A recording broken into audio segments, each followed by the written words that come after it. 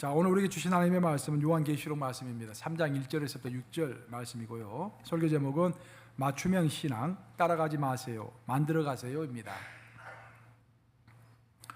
사대교회 사자에게 편지하라. 하나님의 일곱 영과 일곱 별을 가지신 이가 이르시되 내가 내 행위를 아노니 내가 살았다 하는 이름은 가졌으나 죽은 자로다. 너는 일깨어 그 남은 바 죽게 된 것을 굳건하게 하라. 내 하나님 앞에 내 행위의 온전한 것을 찾지 못하였노니 그러므로 내가 어떻게 받았으며 어떻게 들었는지 생각하고 지켜 회개하라. 만일 일깨지 아니하면 내가 도둑같이 이르리니 어느 때에 내게 이르는지 내가 알지 못하리라. 그러나 사대에 그 옷을 더럽히지 아니한 자 몇 명이 내게 있어 흰옷을 입고 나와 함께 다니리니 그들은 합당한 자인 용고라. 5절 6절 합독합니다. 시작. 이기는 자는 이와 같이 흰옷을 입을 것이요 내가 그 이름을 생명책에서 결코 지우지 아니하고 그 이름을 내 아버지 앞과 그의 천사들 앞에서 시인하리라. 귀에 있는 자는 성령이 교회들에게 하시는 말씀을 들을지어다. 살아계신 하나님의 말씀입니다. 예수님께서 요한계시록을 통해서 그 당시에 있었던 일곱 교회를 평가하시면서 각 교회를 평가하시는데 제일 마지막 말이 항상 똑같습니다. 귀 있는 자는 들을지어다. 귀가 있으시기를 주님의 이름으로 축원합니다. 귀는 다 있죠. 귀는 다 있는데 이것은 듣는 귀인지 아니면 그냥 듣고 넘기는 귀인지 그게 중요한 거예요. 요즘에 이제 새벽에 제가 요한계시록 강의를 이렇게 쭉 하고 있는데 성경은 66권으로 구성되어 있는데 성경의 66권 책 중에서 이 말을 듣고 읽고 행하는 자는 복이 있을지어다 라고 말하는 책은 오직 한 권입니다. 그게 바로 요한계시록입니다. 왜 요한계시록이 그런 말을 하냐면은 전 세계에 보면 여러 종교가 있잖아요. 힌두교도 있고 뭐 이슬람교도 있고 뭐 불교도 있고 뭐 유대교도 있고 뭐 여러 종교가 있는데 다 경전이라는 것을 갖고 있습니다. 경전. 우리의 경전은 성경이죠. 근데 세계에 있는 종교 중에서 경전 중에서 애언이 가장 많이 나온 경전은 성경입니다. 성경은 애언이 한 60% 이상 돼요. 굉장히 많습니다. 그 많은 애언들이 대부분 거의 98% 정도는 다 이미 다 성취가 됐어요. 그리고 앞으로 한 2, 3% 이제 성취가 될 것이 남아 있는데 그 남아 있는 내용이 대부분 다 요한계시록에 기록되어 있다 그런 말입니다. 그래서 요한계시록은 우리에게 마지막 시대를 살아가는 우리에게 진짜로 필요한 말씀이에요. 그래서 요한계시록 말씀을 진중하게 듣고 읽고 행하라 이 세 가지가 나왔잖아요. 들어야 되고 읽어야 되고 행해야 할 줄로 믿습니다. 오늘이 벌써 6월 이제 마지막 주간이 시작됩니다. 벌써 2024년이 절반이 다 끝났다 그런 말이에요. 이제 야 세월 빠르죠. 이제 다음 주부터 후반부로 들어섭니다 우리가. 그래서 오늘은 과연 우리가 전반부를 잘 살아왔는가, 자 신앙의 집을 잘 지었는가 이게 함께 살펴보는 그런 시간이 되겠습니다. 가끔씩 이제 부동산 중개업을 하시는 분들이 이런 말을 하잖아요. 이 집은 집 주인이 살려고 자기가 실제로 자기 직접 지은 집입니다. 그런 말을 가끔씩 해요. 그 말은 무슨 말입니까? 그 말이 함축하는 의미는 이 집은 꼼꼼한 정성이 들어간 집이다라는 거예요. 내가 살 집이니까 문자가 하나를 달아도 좋은 문자로 다는 거예요. 그렇죠? 팔 집이 아니니까 내가 살 집이니까. 우리의 신앙의 집도 그런 집으로 지어야 할 줄로 믿습니다. 박인세일 되는 그런 모든 사람들이 그냥 말하는 그런 집이 아니라 내 집이니까, 내 신앙의 집이니까 내 신앙의 집을 어떻게 지을 것인지 꼼꼼하게 가장 좋은 곳으로만 그렇게 해야 마지막 공력을 통과할 거 아닙니까? 고린도전서를 읽어보면은 마지막 날에 가면은 우리의 집을 무슨 공력으로 뭘로 시험한다고 그랬습니까? 불로 시험한다고 했잖아요. 불로. 그래서 그 집이 금과 은으로 지으면은 그 불의 공력을 이겨낼 것이고 그 신앙의 집이 대충 나무나 집이나 그런 걸로 지으면은 불의 공력을 이겨내지 못하는 거예요. 무너지는 것입니다. 그래서 우리가 집을 지을 때는 정말로 집장사가 짓는 그런 집이 아니라 내 집을 짓는 것처럼 정성스럽게 하나하나 생각하면서 꼼꼼하게 지어야 할 줄로 믿습니다. 수년 전에 한국에 있는 모 교회에서 우리 뉴욕연에 연락이 왔어요. 목사님들 초청하겠다고. 그래가지고 그때 주로 이제 몇 번에 걸쳐서 한국에 갔는데 처음에 이제 그 미국에 있는 그 우리 열에 있는 미국 목사님들이 주로 갔습니다. 그래서 우리 친구 목사가 따라가가지고 통역을 하고 왔어요. 한 10여일 이제 갔다 왔는데, 갔다 와서 내가 나한테 이제 한국에서 있었던 재밌는 이야기들을 많이 해주더라고요. 그래서 이것저것 재밌게 들었어요. 근데 한 가지가 잊혀지지 않는 것입니다. 열에 있는 이제 미국 목사님들 데리고 한국에 갔더니, 특히 흑인 목사님들이 한국에 가서 꼭 하고 싶어하는 것이 한 가지가 있다라는 거예요. 뭘까요, 여러분? 한국에 가면 꼭 하고 싶은 게 있는데, 특히 흑인 목사님들 양복을 맞추고 싶어한답니다. 전 세계에서 양복을 맵시 있게 만들면서도 가격이 싼 나라가 한국이라고 하네요. 저는 몰랐어요. 그래서 한국에는 물가가 비싸서 기성복도 좀 좋은 것은 굉장히 비싸대요. 근데 이제 맞춤집에서 맞추면 오히려 그 비싼 기성복보다도 더 싸다는 거예요. 그래서 흑인 목사님들이 반드시 옷은 맞춰야 한다 그래가지고 그 일정을 맞춰주기 위해서 굉장히 힘들었다는 이야기 듣고 제가 좀 놀란 적이 있습니다. 제가 어저께 이 설교를 준비하면서 컴퓨터로 국어사전으로 들어가가지고 기성복이라는 정의를 한번 쳐봤어요. 기성복이 뭔가? 국어사전은 뭐라고 이야기하는가? 찾아보았더니 기성복이라는 것은 첫째, 대량 생산하기 위해서, 둘째, 어떤 미리 정해진 수치를 제시하고, 그런 다음에 세 번째로 미리미리 만들어가지고 나중에 파는 것. 이게 기성복의 정의입니다.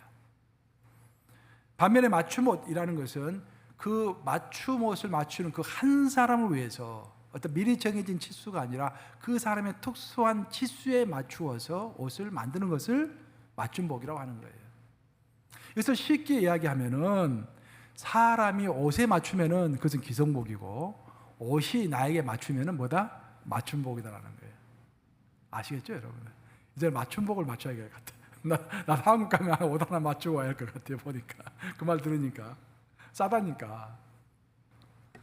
이것을 우리 신앙에 적용을 해보면은 기성복 같은 신앙은 세상의 기준이 딱 있는데 그 기준에 나를 맞춰서 신앙생활을 해나가는 사람, 세상의 평판이라든지 세상이 이미 정해놓은 기준에 나를 뜯어 맞추는 사람, 그건 기성복 신앙을 하고 있는 거예요. 반면에 내가 하나님 앞에서 하나님이 나에게 뭐라고 하시는지 살펴보면서 내 스스로 내 신앙을 만들어가면은, 독자적으로 만들어가면은, 하나님과 함께 만들어가면은 그것은 맞춤복 신앙인 것입니다. 오늘 본문에 등장하는 사대교회, 예수님께서는 7교회를 평가하시면서 특별히 사대교회에 좀 길게 평가를 하셨어요. 다른 교회들은 짤막짤막한데 사대교회는 좀 깁니다. 이 사대교회를 들어서 예수님께서 설명하시는 내용을 보면은 사대교회가 바로 기성복 같은 신앙생활을 하고 있는 그런 교회였다라는 것입니다. 왜 그들의 신앙은 기성복 같은 신앙이었을까? 1절을 읽어보면 이렇게 되어 있죠. 요한계시록 3장 1절 본문 말씀 한번 같이 읽어보겠습니다. 띄워주세요. 시작. 사대교회의 사자에게 편지하라. 하나님의 7 영과 7뼈를 가지시니가 이르시되 내가 내 행위를 아노니 내가 살았다 하는 이름은 가졌으나 죽은 자로다. 여기서 보면은 맨 마지막에 내가 살았다 하는 이름은 가졌으나 죽은 자로다라는 말씀을 영어로 보면은 reputation이라는 단어가 나오죠. 세상의 명성, 세상의 평판입니다. 그러니까 사대교회를 보면 세상은 사대교회를 높여준다 이 말이죠. 너희가 활발하고 규모도 있고 힘도 있고 풍성하다. 세상의 리퓨테이션을 갖고 있다는 거예요. 어떤 명성을 갖고 있다는 거예요. 그런데 하나님이 봤을 때는 이것은 죽은 교회다라고 이야기하는 것입니다. 반면에 사대교회 그 바로 뒤에 나온 교회가 빌라델비아 교회예요. 예수님 빌라델비아 교회를 그 다음에 평가하시는데 정반대의 말씀하십니다. 빌라델비아 교회를 향해서 3장 8절에 보면 그런 말씀이 나오죠. 너가 작은 힘을 가지고도 내 말을 지키려고 노력했고 나를 배신하지 아니하였도다 라는 놀라운 말씀이 나옵니다. 빌라델비아 교회는 세상에 봤을 때는 별 볼 일 없는 교회야. 별 볼 일 없는. 사대교회는 어마어마한 교회야. 근데 예수님의 평가는 세상과 아주 다른 것입니다. 이로써 우리가 첫 번째로 얻는 교훈은 뭐냐면은 세상이 평가하는 것과 예수님이 평가하는 것이 다를 수가 있다는 것입니다. 그래서 교회뿐만 아니라 내 인생도, 여러분의 인생도 마찬가지입니다. 내 신앙과 내 인생도 내 스스로 평가하는 것, 옆에 사람들이 나를 평가해 주는 것과 예수님이 나를 평가하는 것이 다를 수가 있다는 것입니다.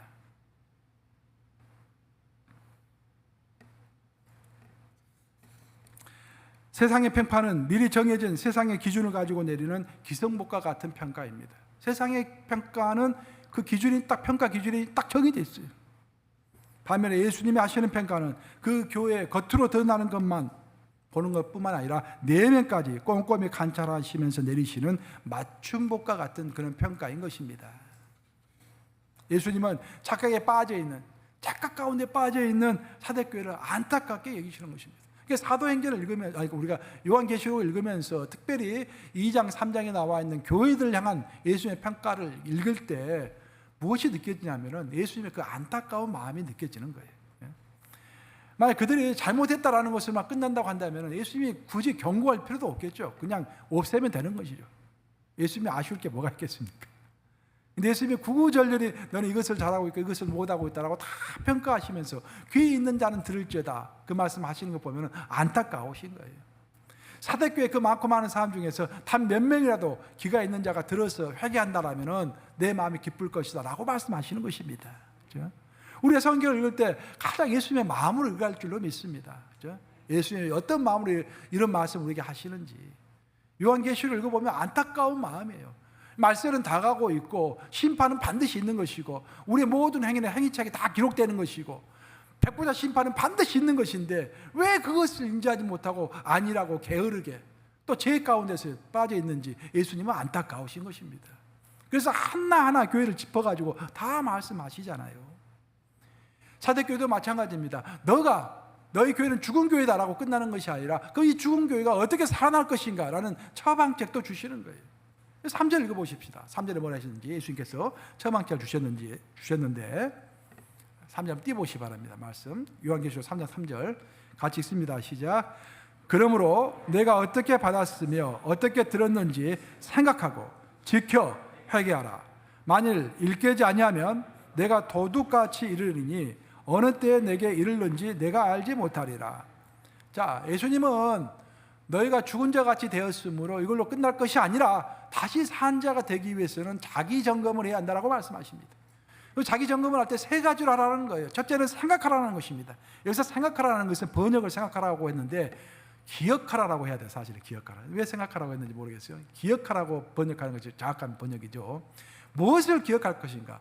우리가 모두 신앙의 출발점이 있었잖아요. 그렇죠? 우리 모두가 신앙의 출발점이 있었습니다. 신앙의 출발점, 공식적인 출발점은 세례받을 때예요. 세례받을 때 감격이 있었잖아요. 세례받을 때 결단이 있었을 거 아닙니까? 내가 이제 세례받은 자로서 이렇게 좀 살아야겠다라는 결단이 있었을 거 아니에요. 그 감동과 결단을 다시 한번 기억하라 그런 말이에요. 기억한 다음에 두 번째로 그것을 꼭 붙잡으라 이 말입니다. 그것을 꼭 붙잡고 세 번째로는 지금 현재 내 모습이 처음에 가졌던 감동과 처음에 가졌던 결단, 그 결단으로 살아가고 있지 못하다고 한다면 빨리 회개하고 돌이키라 그런 말입니다.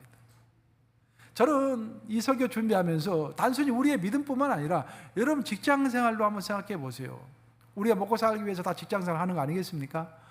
단순히 먹고 살기 위해서 하는 것은 아니죠. 하나님의 일을 더 열심히 하기 위해서 하는 건데 직장 처음 들어갔을 때 여러분 어때요? 마음이 너무 감사하지 않아요? 이렇게 요즘 실업자도 많고 취업하기도 어려운데 출입나게 직장을 주셨잖아요.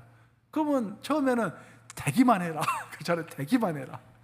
그리고 되면 너무 감사하잖아요. 근데 그게 1년을 못 가요. 대부분 사람들이. 들어가면 그 다음부터 불평합니다. 급여가 적고 뭐 시간이 없고 복지가 어떻고 계속 불평하는 거예요. 이게 처음에 직장 들어갔을 때 어떤 마음으로 들어갑니까? 내 이 직장에서 열심히 성실하게 해가지고 높은 자리에 올라가 봐야겠다. 이 자리는 리더십까지 한번 올라가 봐야겠다. 그런 결심하고 다 들어가잖아요. 근데 나중에는 불평불만하면서 자포자기가 되는 거예요. 이 회사 망해버려라 그런 말까지 할 수도 있고. 예. 그래서 우리가 어떤 신앙의 게으름 가운데 빠져 있을 때, 신앙의 어떤 슬럼프에 빠져 있을 때 가장 먼저 생각해야 할 것은 내가 처음에 가졌던 결단, 처음에 가졌던 감동, 그것을 생각하라는 거예요. 사대교회는 지금 다른 것이 필요한 것이 아니라 그들이 처음 교회를 세우고 출발했을 때 가졌던 감동, 결단, 결의, 감사, 그런 것으로 돌이키라 그런 말입니다. 우리는 복음이 없는 삶을 살고 있으면서도 얼마든지 세상으로부터 칭찬과 각광을 받을 수가 있습니다. 이게 문제인 거예요. 마치 헤드라이트 켜는 것과 똑같죠. 우리가 저녁에 차를 타고 갈 때 어떨 때 내가 한참 차를 타고 가는데 앞에 차가 계속 빵빵거리는 거야. 나를 보고 왜 이러나 봤더니 내 헤드라이트가 켜져 있지 않은 거예요. 근데 나는 왜 몰랐을까요? 다른 차들이 전부 헤드라이트를 켜고 있으니까 나도 켜고 있는 것을 착각한 거예요. 이게. 우리 신앙이 그런 착각이 있을 수 있다는 거예요. 다른 사람들 다 열심히 하니까 나도 열심히 하는 줄 알아. 그렇죠? 다른 사람 다 열심히 하고 다 하니까 나도 내 직분에 걸맞게 하고 있는 걸로 생각을 하고 착각할 수가 있다. 그런 말입니다.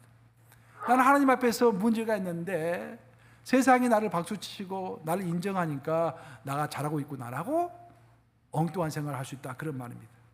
하지만 예수님은 그런 신앙을 가르쳐서 살았다 하는 이름은 가졌으나, 여기서 이름은 명성을 이야기하는 거예요. 그 교회가 살았다, 즉 활기차다라는 그런 명성은 가졌으나 실은 죽은 신앙이다라고 말씀하시는 것입니다. 그러면서 예수님께서 오늘 본문을 쭉 보시면 정말로 다행스럽게 사대교회 전체를 비판하시면서 꾸중하시면서 한 가지를 언급하세요. 한 가지 희망을 언급하십니다. 그 희망이 뭐냐면은 그 사대교회, 죽은 것과 같은 사대교회에 몇 명이 있다라는 것입니다. 그 몇 명. 자, 4절, 요한계시록 3장 4절 한번 같이 읽어보겠습니다. 시작. 그러나 사대에 그 옷을 더럽히지 아니한 자 몇 명이 내게 있어 흰 옷을 입고 나와 함께 다니리니 그들은 합당한 자인 용고라. 와, 놀라운 말씀입니다. 그 죽은 것과 같은 사대교회에 몇 사람이 있는데 그 사람들은 예수님 눈에 보시기에 합당했다라는 거예요. 예, 합당했다. 왜 그들이 합당했을까? 그들은 옷을 더럽히지 않는 자였다라고 이야기합니다. 즉 세상의 reputation, 세상의 평판에 의지해서 살아가는 사람들이 아니라 하나님 앞에서 자기를 철저하게 점검하면서 자기의 그 행실과 자기의 신앙의 옷을 더럽히지 아니하려고 누가 뭐라 하든지 하나님 앞에서 자기를 점검하면서 자기의 신앙을 지킨 그 몇 사람이 있다라는 거예요. 그 몇 사람 때문에 사도교회가 살아나는 것이고 그 몇 사람 때문에 사도교회가 희망을 얻을 수가 있는 것입니다. 저는 여러분 모두 그런 몇 사람의 신앙생활 하시기를 주님의 이름으로 축원합니다. 예. 그 몇 사람의 신앙이 돼야 하는 거예요. 아니 왜 자꾸 불평불만해서 나올 게 뭐가 있습니까? 그렇죠? 내가 그 몇 살리는 이 미국을 살리는 몇 사람이 되는 거예요. 몇 사람 중에 하나가 되는 거예요. 우리가 한국을 불평불만할 필요가 뭐가 있습니까? 우리 한국을 위해서 기도하는 그 몇 사람 중에 하나가 먼저 되는 것이 필요할 줄로 믿습니다. 직장도 마찬가지고 교회도 마찬가지고 심지어 여러분 가정도 마찬가지입니다. 여러분 가정도 누구 형제 자매를 탓하기 전에 내가 먼저 더 나누어줘야 할 텐데, 더 줘야 할 텐데, 내가 내 오빠로서, 내 동생으로서, 내 형으로서 역할을 제대로 못했구나 라고 한다면 그 가정이 형통하고 평안하지 않겠습니까, 여러분? 그렇죠? 내가 먼저 그 몇 사람 중에 하나가 되면 모든 문제가 해결되는 것입니다.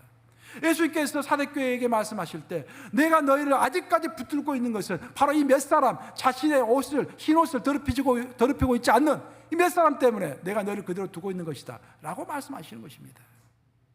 우리 모두 그 몇 사람 중에 하나가 되어야 할 줄로 믿습니다. 바로 여기서 우리는 스스로에게 질문을 해봐야 합니다. 나의 신앙은 이 세상의 레퓨테이션, 세상의 평판과 세상의 기준을 따라가면서 하는 신앙인가? 아니면은 하나님의 말씀으로 주님 앞에서 자기를 점검해가면서 만들어가고 있는 신앙인가? 이 따라가는 신앙과 만들어가는 신앙은 굉장히 다른 것입니다. 기성복이라는 것은 사람이 옷에 맞추는 것이 기성복이라고 그랬죠. 옷을 따라가는 거예요. 세상 기준을 따라가는 것입니다. 성경은 그렇게 살지 말라고 하는 거예요. 성경은 하나님 앞에서 신앙을 만들어 가라라는 것입니다. 성령의 능력으로 그리스도 안에서 신앙을 만들어 가라라는 거예요. 성경이 말씀하신 대로 세상을 거슬러 올라가라, 그런 말씀이죠. 성경이 말하는 인생이 무엇입니까, 여러분? 성경이 말하는 인생이라는 것이 신앙의 집을 짓는 과정이 인생인 것입니다. 우리 신앙의 집을 짓다가 죽는 거예요. 즉 더 좀 쉽게 얘기하면 예수 그리스도를 닮아가는 과정 가운데서 죽는 것이, 성화를 이루는 과정 가운데서 죽는 것이 우리의 인생인 것입니다. 그래서 예수님은 우리를 평가하실 때 내가 예수님처럼 완전히 되었는가를 가지고 평가하지 않으십니다. 그러면은 그 평가에 이를 자는 단 한 명도 없는 거예요. 우리 인간 가운데 완전한 성화를 이룰 자는 한 명도 없는 것입니다. 단지 평가하시는 것은 완전한 성화를 이루려고 노력했던 그 노력, 그 마음의 중심, 그것을 보시는 거예요. 그 마음을 보시는 거예요. 그 마음. 그걸 가지고 평가하시는 것입니다. 그래서 신앙이라는 것은 죽을 때까지 방심하지 아니하고 그 열처녀 비유에 나와 있는 것처럼 항상 깨어서 신앙의 집을 아름답게 내 집을 조금씩 만들어가는 거예요. 예?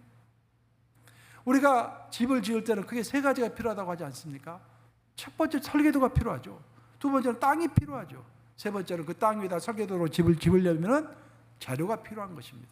설계도하고 땅과 재료가 필요한 것입니다. 우리 신앙도 똑같아요. 우리 신앙에 내 집을 지으려면은 제일 먼저 신앙의 설계도가 머릿속에 딱 들어가 있어야 합니다. 머릿속에 신앙의 집이 들어가 있지 않으면 어떻게 집이 완성이 되겠습니까? 그 유명한 이야기가 있잖아요. 미켈란젤로가 산에 가서, 그리스의 산에 가서 큰 대리석을 봤습니다. 그 대리석을 보고 춤을 춘 거야. 제 친구들이 너 미쳤냐? 왜 갑자기 대리석을 보고 춤을 추냐 했더니, 야, 여기서 그 위대한 다윗의 모습을 너희는 보지 못하느냐? 그렇게 이야기한 거예요. 그 대리석을 보고서 앞으로 이 대리석을 깎아서 완성할 다윗의 모습을 미리 본 것입니다. 그렇죠? 그 신앙의 그 결과, 자기가 앞으로 만들 작품에 관한 모습이 머릿속에 있었기 때문에 그 재료를 보고서, 대리석을 보고서 춤을 췄던 거예요. 여러분 신앙도 마찬가지예요. 여러분이 미래를 보지 못하고 신앙의 설계도가 없으면 항상 바로 앞만 보고 낙담과 실망과 절망 가운데 있을 수밖에 없어요. 하자 여러분들이 내가 백발이 성성했을 때 나는 이런 믿음을 가져야지. 그렇게 해서 다 머릿속에 이런 믿음, 이런 신앙생활을 해야지. 자꾸 그것을 연구하고 머릿속에 넣다 보면 즐거운 거예요. 내 완성된 모습을 미리 생각하면서. 그렇죠? 저도 항상 그래요. 저희 아버지, 아버님 90 넘으셨어요. 그렇게 전하고 이제 그러면서 나도 아버지가 한 90 넘게 사시니까 나도 90 넘게 살겠구나. 일단 생각해보고 그럼 내가 90 되면 어떻게 살까? 내가 어떤 모습이 되었어야 할까? 그걸 생각해보는 거예요. 예? 그러면서 지금부터 준비하는 것입니다. 예? 즐거워요. 그러면 나이 드는 것이 즐겁습니다. 결국 우리의 신앙도 신앙의 집을 짓기 위해서는 첫째는 제대로 된 설계도가 있어야 합니다. 두 번째로는 그 설계도대로 집을 짓기 위해서는 어떤 토대가 필요하겠죠. 파운데이션, 그 땅이 필요한 것입니다. 신앙의 땅이 필요한 거예요. 그 마지막 세 번째로는 그 설계도대로 그 토양 위에다가 집을 짓기 위해서는 신앙의 재료가 필요한 것입니다. 먼저 신앙의 설계도라고 한다면은 신앙의 설계도를 우리가 생각할 때 제일 먼저 기억해야 할 것은 뭐냐면은 신앙의 설계도는 내가 만드는 것이 아니다라는 것입니다. 여러분의 집의 설계도는 여러분이 만들 수가 있지만 여러분 신앙의 설계도는 여러분이 만드는 것이 아니라 하나님이 만들어 주시는 것입니다. 구약에 보면은 하나님께서 모세에게 너 성막을 만들라라고 말씀하셨죠. 그 모세는 얼마나 흥분됐겠어요. 하나님의 성막을 진짜 멋있게 만들어야지. 그렇죠? 있는 거 없는 거 다 털어가지고 금장식, 은장식 해가지고 멋있게 만들어야지. 그렇게 만들었습니까, 모세가? 물론 마음속에 생각은 있었겠죠. 좀 잘 지어보고 싶은 생각이 있었겠죠. 하지만 하나님은 너 설계도는 여기 있다라고 말씀했잖아요. 그 설계도대로 모세는 그 집을 지은 거예요. 상징적인 의미입니다. 우리의 인생의 집도 마찬가지예요. 우리의 신앙의 집, 여러분 마음껏 꿈을 꾸잖아요. 막 이렇게 만들겠다, 저렇게 만들겠다. 그리고 하나님한테는 묻지 않아. 아버지, 나는 이렇게 집을 만들어 갈 거니까 내 신앙의 집, 내 인생의 집을 이렇게 만들어 갈 거니까 축복만 해주세요. 그렇게 하잖아요, 보통 사람들이. 이게 잘못됐다 그런 말입니다. 우리가 어떤 집을 지어야 할 것인지, 어떤 신앙의 집, 어떤 인생의 집을 지어야 할 것인지는 성경에 이미 나와 있어요. 그래서 성경에 나와 있는 우리 하나님께서 이미 나에게 주신 신앙의 설계도를 따라서 내 인생의 집을 지어갈 뿐인 것입니다. 성경에 나와 있는 신앙의 집의 가장 큰 특징, 모든 집은 특징을 갖고 있잖아요. 딱 보면은 첫눈에 어떤 집은 웅장해 보이고 어떤 집은 아기자기해 보이고 여러 가지 특징이 있지 않습니까? 어떤 집은 정원이 아름답고. 그처럼 성경에서 제시하는 신앙의 집도 굉장히 큰 특징이 있습니다. 두 가지 특징이 있는 거예요. 성경이 말하고 있는 신앙의 집은 첫 번째 특징이 뭐냐면 구원의 기쁨입니다. 그러니까 두 번째로는 경건의 능력입니다. 구원의 기쁨은 구약 신약 성경에 이야기하고 있는 전체입니다. 신약 성경 내용 전체를 요약하면은 은혜와 구원입니다. 그 기뻐하는 거예요. 그래서 쉬지 말고 기뻐하라고 하는 거예요. 이미 우리는 구원을 얻었으니까. 그래서 우리가 짓고 있는 신앙의 집에 있어서 첫 번째로 갖춰야 할 것은, 우리 신앙의 집에 갖춰야 할 것은 기쁨입니다. 무엇의 기쁨? 돈 많이 번 것에 관한 기쁨? 구원의 기쁨. 구원의 기쁨. 구원의 기쁨이 나에게 있는가? 가장 기본적으로 크리스찬들은요, 상쾌해야 돼요, 여러분. 상쾌해야 돼요. 상쾌하고 항상 스마일이 있어야 합니다. 뭐가 찡찡하고 그러면 되겠습니까, 여러분? 이게 이미 구원받은 자인데 성령께서 함께 동행하시는데 아무것도 염려하지 말라. 내일은 내일이 염려할 것이요 한날 괴로우면 그날에 독하니라. 무엇을 먹을까 무엇을 입을까 염려하지 말라. 너는 먼저 그의 나라와 그의 일을 구하라. 모든 것은 너에게 더하시리라. 이미 다 약속하셨잖아요. 지금 현재는 고난 가운데 있고 어려운 가운데 있을 수 있지만 결국 모든 것 참여하여 뭘 이룬다 했습니까? 선을 이룬다고 약속하셨잖아요. 좀 당장 어려울 수가 있어요. 하지만 그것이 다 결국은 어떻게 된다? 결국은 모든 것을 참여하여 선을 이룬다. 그러니까 우리는 즐거운 거예요. 그래서 제대로 신앙의 집을 짓고 있는가 짓고 있지 못한가 나를 살펴보려면 나는 현재 구원의 즐거움이 내 안에 있는가라는 것을 살펴보면 되는 것입니다. 두 번째로 그 신앙의 설계도의 특징은 경건의 능력입니다. 구약 성경은 통틀어서 설명하면 공의와 경건입니다. 경건의 능력이 있는가라는 거예요. 그래서 우리가 신앙의 설계도대로 살아가고 있다고 한다면 우리의 신앙은 어떤 모습이 되냐면 항상 구원을 이미 받는 것에 대해서 감사와 즐거움이 기본적으로 있어야 돼요. 우리의 베이직은 감사와 기쁨인 거예요. 거기에다가 그것만 있으면 우리가 방탕하기 쉽잖아요.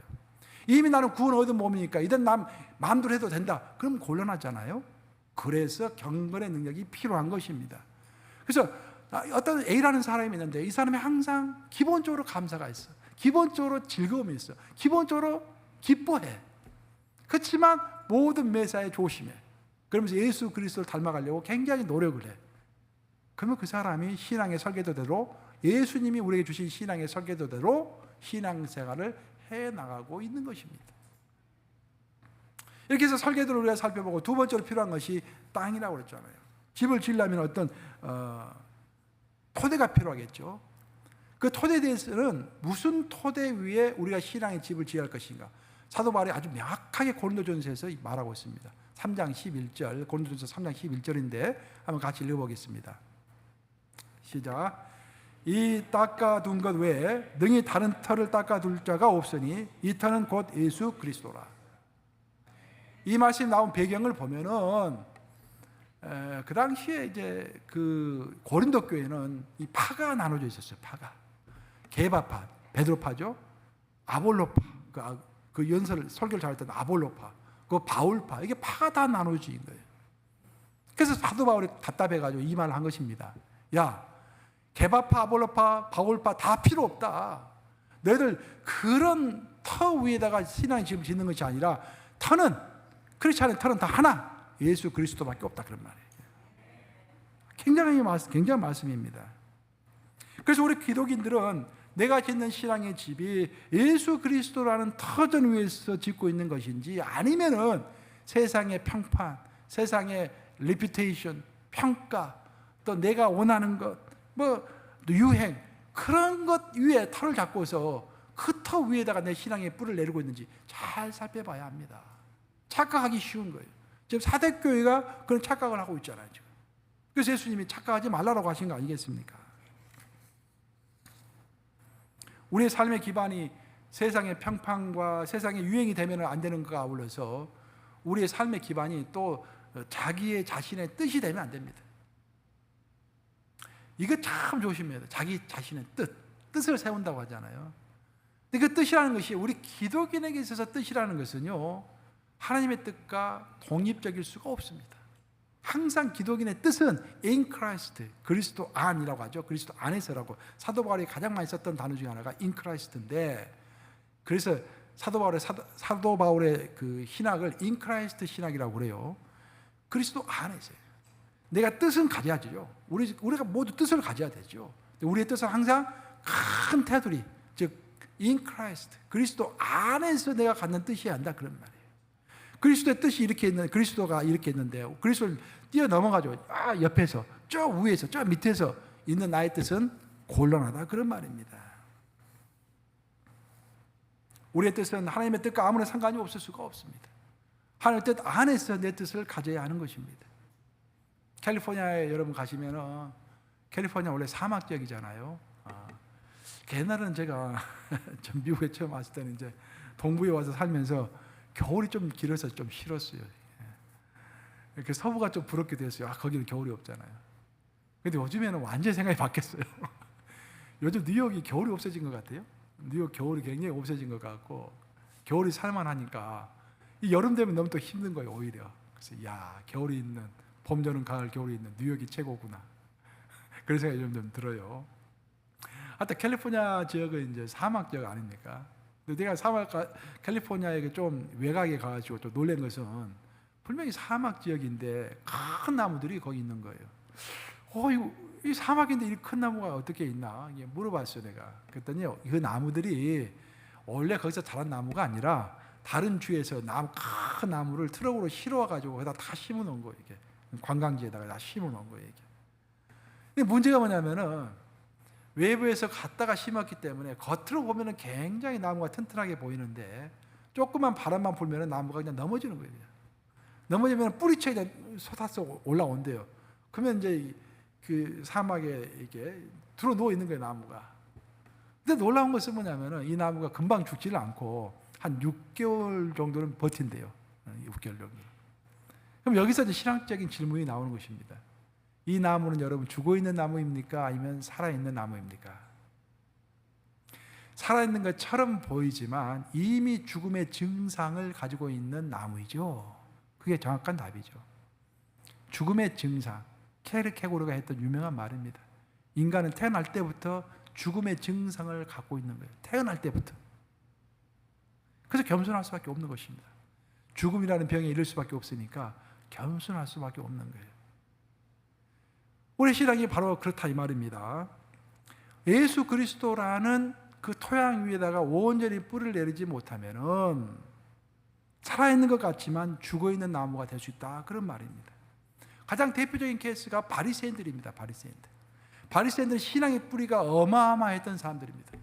바리새인들은 아주 훌륭한 랍비 밑에서 정식으로 교육을 잘 받았고, 그 부모들도 신앙의 위인들이었기 때문에 다 밑에서 어릴 때부터 훈련도 잘 받았고, 또 모든 율법을 따라서 행동했던 사람들 아닙니까? 그 신앙의 뿌리는 튼튼한 사람들이었어요. 신앙 뿌리 자체가 굉장히 튼튼한 사람들이었습니다.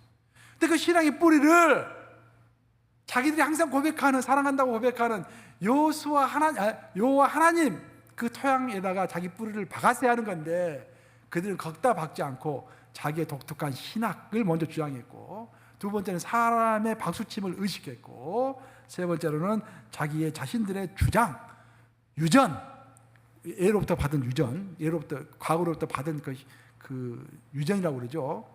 그 영어로, 한국말로 잘, 유전이라 하면 헤리티지니까 전통 같은 거죠. 그런 것들을 토양으로 삼아가지고 자신의 신앙의 뿌리를 박았던 것입니다. 그래서 예수님을 가장 싫어하는 사람들이 됐죠. 왜?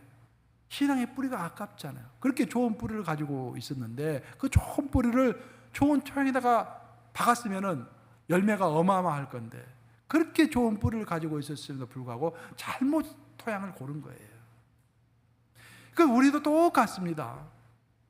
어떤 분들은 많은 교단 이야기를 많이 합니다. 우리는 감리교 교단이고, 어떤 사람은 장로교 출신이고, 어떤 사람들은 침례교 출신입니다. 하여튼 그런 신앙의 뿌리를 자랑하고 서로 비판하고 하는 것은 별 의미가 없습니다. 내가 어떤 신앙의 전통을 가지고 어떤 신앙의 뿌리를 가지고 있든지 내 신앙의 뿌리를 내가 어디다 심고 있는가가 굉장히 중요할 줄로 믿습니다. 오직 예수 그리스도라는 그 토양 위에다만 심어야 하는 거예요. 근데 많은 사람들은 다른 사람들의 평판, 다른 사람들의 이목, 그렇죠? 겉으로 드러나고 있는 발전, 그런 것들 위에다가 신앙을 심는 거예요. 이게 신앙의 뿌리를 심는 거예요. 그걸 가지고 평가하고 스스로 평가하고 낙심도 하고 그러는 것입니다. 바로 사대교회가 그런 교회였다, 그런 말입니다. 마지막으로 우리의 신앙의 집을 지을 때 필요한 것이 이제 마지막 재료가 되겠습니다. 제일 처음에는 설계도가 필요했고, 두 번째는 토양이 필요했고, 세 번째는 재료가 필요한 거예요. 그럼 신앙의 재료는 뭘까? 여기서 우리가 또 한 가지 잊지 말아야 할 것이 뭐냐면은, 성경을 읽어보면은 항상 하나님이 먼저 주도권을 지시고 어떤 것을 명령하시고 그 일을 설계하신 다음에 그것을 성취하시는 분이 바로 하나님 본인이다라는 것입니다. 우리 인간은 결국 하나님의 도구일 수밖에 없습니다. 여호수아가 전쟁을 할 때도 여호수아는 하나님의 도구였을 뿐이에요. 그 가나안 땅을 점령하느냐 점령하지 못하느냐는 오직 하나님께 달려 있었던 것입니다. 우리 인생의 전쟁도 마찬가지입니다, 여러분. 여러분이 어떤 재능을 가졌느냐가 중요한 게 아니에요. 그 재능을 하나님이 들어 사용하시느냐가 그것이 중요한 것입니다. 여호와의 눈은 온 땅을 두루 살피시사 전심으로 자기를 향하는 자들에게 능력을 베푸시나니. 그렇죠? 그 여호와의 능력이 나에게 와야 돼요. 근데 그 여호와의 능력은 내가 전심으로 여호와를 향할 때만이 온다라는 것입니다. 그래서 신앙의 재료가 무엇이냐? 내가 신앙의 집을 짓고 있는데 그 신앙의 집을 짓게 하는 재료가 무엇이냐? 그것은 순종이라는 것입니다. 모든 재료는 하나님으로부터 오는 것입니다. 그렇죠? 죽고 사는 것, 흥하고 망하는 것. 성경을 읽어보면 다윗의 집은 시간이 가면 갈수록 점점 흥했고 사울의 집은 시간이 가면 갈수록 점점 쇠했다라고 되어 있잖아요. 왜? 하나님이 역사하셨기 때문에. 그것이 인생인 것입니다. 그것이 신앙인 것입니다. 그래서 내가 신앙의 집을 짓고자 했을 때 설계도도 필요하고 토양도 필요하지만 물론 재료가 필요한데 그 재료는 하나님이 주신다라는 거예요. 그래서 하나님께 순종하는 것이 첫 번째인 것입니다. 여호수아서를 읽어보면 놀라운 이야기가 나오잖아요. 여리고성을 정복할 때 여호수아가 하나님의 음성을 듣고서 백성들에게 명령합니다. 앞으로 매일 한 바퀴씩 돌고 마지막 날에는 7바퀴를 도는데 여리고성을 돌 때는 절대로 아무 말도 하지 말라라는 명령을 내리죠. 영어로 보면은 do not say a word, 단 한마디도 하지 말라라고 되어 있어요. 왜 그랬을까? 만약 여리고성을 도는 동안에 말하는 것이 허락되었다고 한다면은 아마도 이스라엘 백성들은 이해할 수 없는 이 명령, 아니 성을 도는 데서 뭐가 나오나, 이게 전쟁을 빨리 해야지, 그런 불평을 했을 것입니다. 또 비상식적인 명령 아닙니까? 그런 불평 불만을 분명히 했을 것입니다. 그러면서 그들에게는 순종이 사라져 없어졌겠죠. 하지만 하나님께서는 순종을 통해서 그들이 원하는 것들이 이루어지는 것을 보여주고 싶었던 것입니다. 마찬가지, 우리도 훌륭한 신앙의 집을 짓고 싶잖아요. 그 신앙의 집은 내가 열심히 노력한다 해서 되는 것이 아니라 내가 하나님께 순종할 때 하나님이 완성하시는 것입니다. 모든 것이 합력하여 선을 이루는 역사가 마지막에 나타나는 것입니다. 그것을 하나님은 보여주고 싶은 거예요. 그리고 그런 식으로 끝까지 순종하며 따라왔던 그 몇 사람이 사대교회에 있었다는 거예요. 그 몇 사람이 있었고, 자기 옷을 더럽히지 않는 그 몇 사람이 있었고, 그 사람이 예수님 눈에 합당했고 내가 그들과 함께 동행하리라라고 성경에 적혀 있잖아요. 2024년 하반기에도 우리들이 신앙의 집을 세워갈 때 하나님은 우리들을 인도하실 것입니다. 하지만 그런 인도 가운데서 우리가 도저히 이해가 되지 않는 그런 일들이 벌어질 수도 있습니다. 상식적으로 이해가 되지 않고 논리적으로 이해가 되지 않는 것들, 그런 것들이 분명히 우리에게 올 것입니다. 그때가 기회이면서 동시에 위험한 때입니다. 순종하며 나아가면은 우리의 믿음이 깊어지는 기회일 것이고, 이거 말도 안 된다라고 돌아서면은 그것이 바로 내 얄팍한 인간의 생각 때문에 내가 무너지는 것입니다. 위험한 순간이죠. 그 인도하심도 이해가 되지 않는 그 인도하심도 하나님의 뜻이라고 생각하고 하나님을 절대적으로 신뢰하고 순종함으로 나아간다면은 마침내 우리들 신앙의 집은 하나님의 뜻대로 완성되어져 갈 것입니다. 결국 신앙의 집을 짓는 재료는 순종인 것입니다. 순종. 자, 이제 말씀을 마무리합니다. 오늘 사대교회를 이야기하면서 사대교회는 가장 기본적으로 자기들은 살아있다고 생각했지만 하나님은 죽어있다고 평가하는 그런 교회였습니다. 그는 신앙의 집을 제대로 짓지 못하고 있었죠. 신앙의 집은 세 가지로 지어진다고 했습니다.